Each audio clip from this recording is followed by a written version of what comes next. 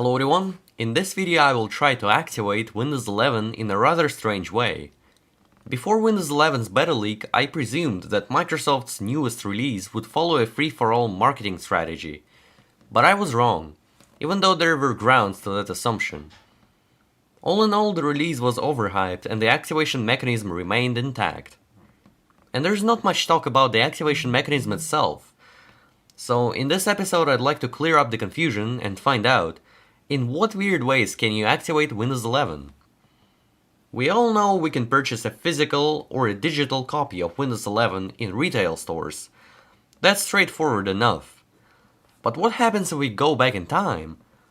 Sure enough, you can also activate Windows 11 with a Windows 10 key, since Windows 11 is just a feature update to the latter, and everybody would just go nuts to spend another few $100 to buy a Windows 11 DLC. And there are a couple YouTube videos showing off Windows 11 activation using a valid Windows 10 key, so that's also confirmed possible. Now Windows 8 and 8.1, can you use their keys? The answer is likely yes, since Windows 10 is a successor of these guys, and you could activate Windows 10 using these keys.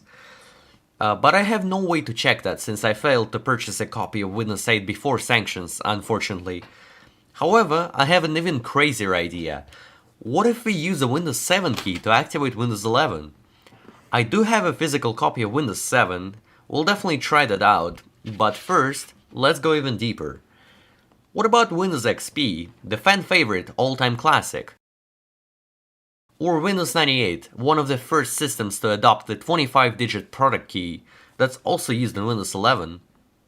I think it's just right to start with Windows 98. I highly doubt it'll work because the algorithms likely changed over time, and the product keys for it are widely available now that it's abandonware, but you never know. So first of all, let's go ahead and install Windows 11. We need something to activate. I'm gonna quickly revert the snapshot and skip the install port because that's besides the point.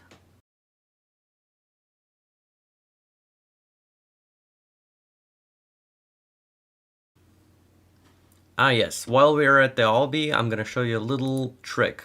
How to create an offline account in Windows 11 22H2. So, once you press set up a personal account, it asks you to sign in with a Microsoft account and doesn't give you any other choice. So, to create a local account, you can no longer select it in sign-in options, unfortunately. So what do you want to do? Just set up for personal use next, sign in, go ahead and type in a@a.com, any password 123 will do, and it just errors with an oops something went wrong because this is a dummy blocked account from Microsoft. And now you can use the device with a local account. That's great. And with that, let's continue.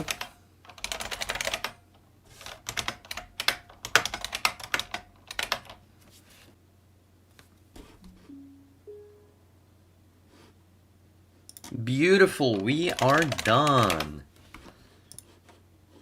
Here's the clean Windows 11 install, and as usual, I'm assuming, yes, we need to activate Windows before we can personalize our computer. And activate now.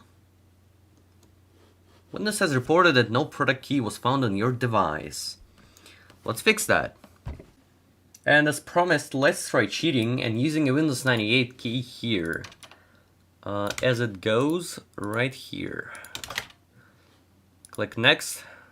Okay, the product key did not work. Let's try another one. From WinWorld PC. Okay. Neither of these worked, and I expected that. The system is way too old and abandoned, so it's really just cheating. So they really thought it through. Now let's try Windows XP. I've been actually looking forward to that moment, not going to lie. Since I'm using a real copy of Windows XP here, and I'm keeping that key to myself, I paid for like $300. I'll blur it here. Don't mind me. Imagining it does work though, it would be really funny considering its age, but it would also be logical. So I'm taking out the folder. Here's the product key on the back. Let's type it in.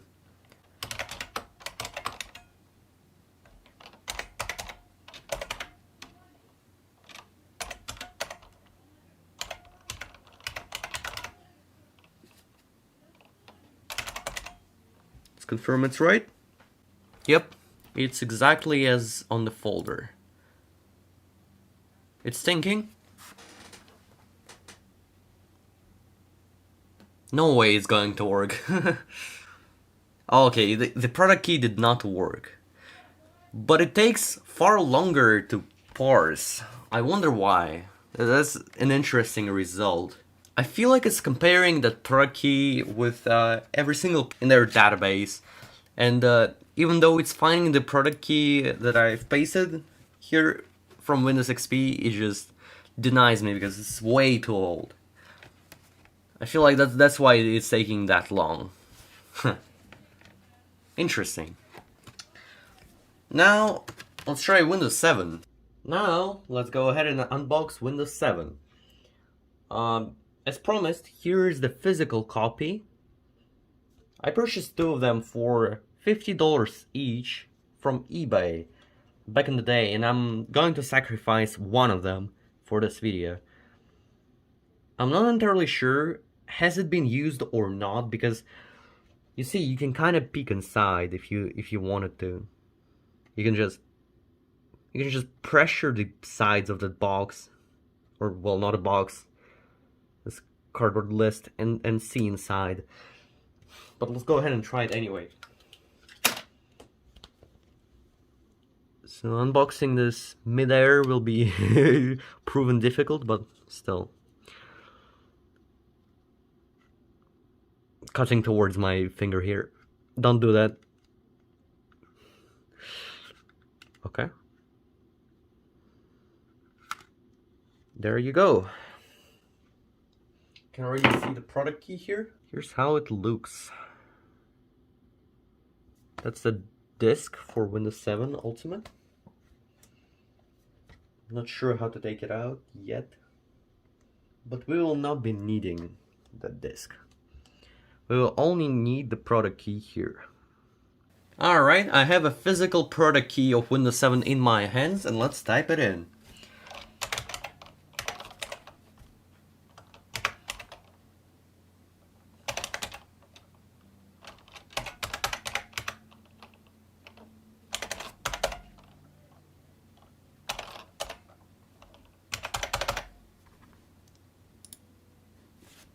Go ahead and click next, loading. Okay, so activate Windows. By activating Windows, you get the best experience free from interruptions.